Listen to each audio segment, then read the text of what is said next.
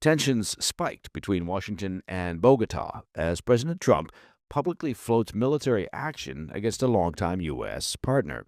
Then, just as quickly, everything changed. A sudden phone call, a softer tone, and talk of a White House meeting between the recently combative Colombian president and President Trump. So, what sparked the clash, and what changed the narrative? I'll have those details.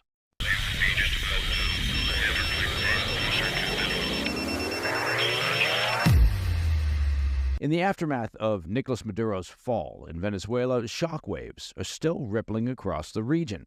And this week, those aftershocks briefly put Colombia in the crosshairs. As the Trump administration moves to reassert U.S. influence in South America following the removal of Venezuela's longtime strongman, tensions between Washington and Bogota appear to be heading toward a dangerous breaking point, until a sudden phone call changed the trajectory. Just days after President Trump publicly blasted Colombia's president and suggested that U.S. military action against the country sounds good, that was a quote, sounds good, the two leaders spoke directly, signaling an abrupt shift from escalation to engagement. In a post on Truth Social, President Trump struck a markedly different tone, calling it a, quote, great honor to speak with Colombia's president, Gustavo Petro, praising his tone and announcing that arrangements are now underway for a White House meeting. Trump added that those preparations are being coordinated by Secretary of State Marco Rubio and Colombia's foreign minister. Petro confirmed the call in a post of his own and even added a curious bit of symbolism. Alongside his comments, the Colombian leader shared an AI image, is there any other kind, of an eagle and a jaguar in close embrace. The eagle, obviously a long-standing symbol of the U.S., the jaguar, a national emblem of Colombia. A visual reminder, perhaps, that relations had cooled down just as quickly as they had overheated. So, how did we get here, and why did Colombia suddenly find itself in the crosshairs? Well, the short answer, as you might have guessed, is drugs. Colombia remains the world's largest producer of cocaine.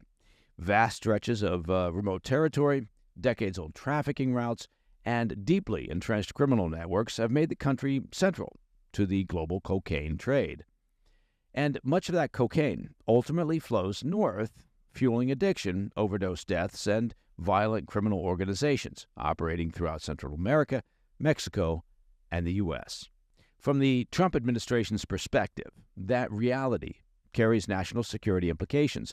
In recent weeks, the White House has increasingly framed drug trafficking not just as a criminal problem, but as a strategic threat, one tied to instability, corruption, and what the president has labeled narco-terrorism. But here's the other side of the equation. Colombia has also been one of America's closest and most reliable counter-narcotics partners for decades. Since the early 2000s, the U.S. has invested billions of dollars in Colombian security forces through what's called Plan Colombia. That's a sweeping effort aimed at dismantling cartels, reducing coca cultivation, and strengthening state control over lawless regions. That cooperation paid real dividends. Colombian forces, working hand in glove with U.S. intelligence, helped dismantle major drug cartels, cripple insurgent groups like the FARC, and professionalize one of the most capable security forces in Latin America. Colombia became, by any reasonable measure, a frontline partner in America's long-running drug war, which is why President Trump's rhetoric landed with such force in Bogota. Petro himself represents a break from the past. He's a former guerrilla who campaigned on reshaping Colombia's approach to drugs. He's argued that decades of eradication efforts failed to solve the underlying problem. Under his administration, aerial coca eradication has been scaled back, with a greater emphasis placed on rural development and negotiated solutions. From Washington's vantage point, though, that shift coincided with a sharp rise in coca cultivation, fueling frustration and, in this case, an unusually blunt response from the White House. That context helps explain why Trump's comments escalated so quickly after the Venezuelan operation. In the administration's view, narco-states and permissive drug policies are no longer tolerated.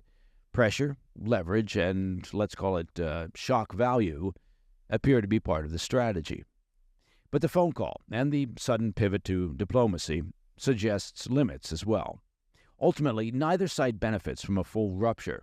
Colombia remains a key intelligence partner. The U.S. remains Colombia's most important security ally. And both governments understand that cooperation, however tense, is still preferable to open confrontation. For now, cooler heads appear to have prevailed. A White House meeting is on the calendar. The rhetoric has softened, but the underlying disagreement, how to confront the drug trade and how hard Washington is willing to push its allies, well, that remains largely unresolved. This episode offers a glimpse of what U.S. foreign policy may look like going forward. Sharp pressure, rapid escalation, and sudden resets, especially when national security priorities collide with long-standing partnerships. All right, coming up next, Russia predictably rejects the latest Ukraine peace proposal. Who couldn't have seen that coming? It's almost like Putin isn't interested in peace. As Tehran signals panic with a nationwide internet blackout amid expanding protests. I'll be right back. Hey, Mike Baker here. Now, let me take a moment of your time to talk about the new year and financial goals. Now, look, if you're a homeowner, well, there's no better time than now to call American Financing and wipe out that debt that you've been worried about. It'll set you up strong for the new year, right? 2026. The Fed dropped rates for the fourth time in December of this past year. That's just a fact. And American Financing can now help you access that equity in your home at an interest rate that's in the low fives. That's a much lower rate, frankly, than the average 20% or more that you'll find with credit cards. American Financing is saving their customers an average of $800 a month. Now, I'm not a mathematician, but I believe that's like a $10,000 raise just to start the new year. There are no upfront fees, that's very important, and no obligation to see just how much you can save. And some folks are even delaying 2 mortgage payments. American Financing is America's home for home loans. Just call today at 866-885-1881. That number again is 866-885-1881. Or just visit americanfinancing.net/PDB. Welcome back to the PDB. If there was any doubt about how Russia would respond to the latest peace overtures, well, it didn't last long. Moscow rejected plans by the coalition of the willing to deploy Western peacekeeping troops in Ukraine, warning that any such deployment would be treated as a military target. You know, it's almost, as I've said many times, like Putin isn't interested in peace. As you've been tracking here on the PDB, the idea behind the coalition of the willing is relatively straightforward. If Ukraine agrees to a ceasefire, Kyiv requires security guarantees that actually deter Russia from invading again. So, from Ukraine's point of view, Western troops are what makes those guarantees real. But what stands out is how blunt Russia was in pushing back. A spokeswoman for the Russian Foreign Ministry warned that any, quote, deployment on Ukrainian territory of military units, military facilities, warehouses, and other infrastructure of Western countries would amount to foreign intervention, as opposed to the foreign intervention of Russia invading Ukraine. I mean, at what point does anyone call bullshit on Putin? Just a thought. Such military infrastructure, the Foreign Ministry spokesperson added, would be a direct threat to Russia's security and be regarded as, quote, legitimate military targets of the armed forces.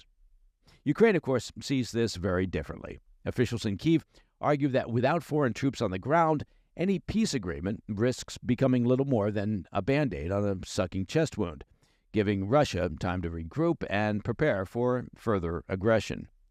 That concern drove much of the discussion at the Paris meetings this week, where the coalition of the willing backed the idea of a multinational force operating on land and sea and in the air once a ceasefire is in place. Now, as we previously discussed, 2 NATO members, the UK and France, signed a declaration of intent with Kyiv outlining their readiness to deploy forces once the fighting stops. French President Emmanuel Macron called the plan a, quote, significant step toward ending the war, noting it also envisions a restructured Ukrainian military remaining as the first line of defense. In other words, under the coalition's plan, Western troops are meant to reinforce Ukraine's security, not replace it. Still, Russia has been clear for years now, ever since they started their invasion, that this is precisely what it will not accept. Blocking Ukraine's integration into Western security structures has been one of Moscow's core war aims since the 2022 invasion began. Now, I want to point out that the Kremlin continues to demand Ukrainian neutrality even in peacetime, a position that effectively gives Russia veto power over Ukraine's future security choices. And yes, that is just as bizarre as it sounds. Now, while Kyiv, the U.S. and EU engage in regular discussions over what a future peace agreement could look like, the reality is that none of that matters as long as Russia continues to fight and show no interest in stopping its aggression. Russia continues to demand that Ukraine hand over occupied and contested regions, or the Kremlin vows that it will take them by force. Now, as a public service reminder, Putin started this war. I know, shocking. And it's clear to anyone who isn't a Putin apologist or just a moron that Putin is responsible for continuing the war. But I digress. Senator Lindsey Graham said President Trump, quote, greenlit a long-stalled bipartisan sanctions bill aimed at tightening the economic vice on Russia. The legislation would authorize tariffs of up to 500%, that's a lot of tariffs, on countries that knowingly purchase Russian oil or uranium and ban U.S. energy exports to Russia altogether. The point being, the White House may be starting to accept the reality that Russia is the problem here. All right, shifting to the Middle East. As protests across Iran stretched into their 12th day, the regime has reached for one of its most familiar repressive tactics, cutting internet access and plunging the country into a nationwide digital blackout. Late Thursday night, internet access and telephone lines in Tehran and large parts of the country abruptly dropped out. I'm sure that was just a coincidence. That's according to monitoring groups and on-the-ground reporting by CBS News and the Associated Press. The disruptions coincided with renewed demonstrations, with authorities moving to restrict communication, coordination among the opposition, and the flow of images from the streets. But what's particularly notable here is the timing of the blackout. The outages began just after Iranians began chanting from windows and rooftops across the capital of Tehran and other major cities, following a call by exiled Iranian Crown Prince Reza Pahlavi for people to make their voices heard at 8 p.m. local time on both Thursday and Friday. The call to action from the son of the former U.S.-backed Shah was a deliberate way of responding to the Islamic regime's increasingly brutal crackdown, as balcony and window protests require little organization, making them harder to prevent, even as digital access is shut down. Analysts speaking to CBS News say the scale of the public response to that call could prove decisive. Either the protests lose momentum, as previous waves of unrest have over the years, or they evolve into something more sustained and dangerous for the regime, potentially triggering an even wider crackdown. One source in Tehran described what they called huge crowds in multiple neighborhoods, telling CBS that demonstrators were openly pro-Pahlavi, framing the moment as monarchists responding to Reza, and adding that, quote, pro-Pahlavi crowds are prevailing, undeniably. That detail is significant, but it requires careful context. As the Associated Press notes, the protest movement as a whole still lacks a centralized leadership structure. While Pahlavi's appeal clearly resonated with some demonstrators, the unrest remains decentralized, driven by overlapping political and social and economic grievances, rather than a single figure or platform. AP reporting also underscored the economic roots of the unrest, years of inflation, currency collapse, and economic isolation that preceded this latest escalation. But what began as economic anger has increasingly taken on political overtones, with chants condemning clerical rule and, in some cases, openly invoking the memory of Iran's monarchy. With all that in mind, the move to cut the internet suggests a deep concern among the ruling mullahs and the Iranian Revolutionary Guard Corps that this round of protests may represent a more serious challenge to their power than past uprisings. I want to stress that Iran has repeatedly used digital blackouts during moments when the regime fears it's losing control of the narrative or losing control on the ground. While shutting down connectivity can slow protest coordination, it also limits the state's ability to project calm or stability. It's a blunt instrument, used when other methods have failed. The move also comes as casualties and arrests mount. The rights groups, cited by both CBS and AP, report at least several dozen people killed, including minors, and more than 2,000 detained nationwide. Security forces have used live ammunition in some locations, and arrests have also expanded to include journalists and students and relatives of demonstrators, another escalatory tactic that suggests the regime fears it's rapidly losing control.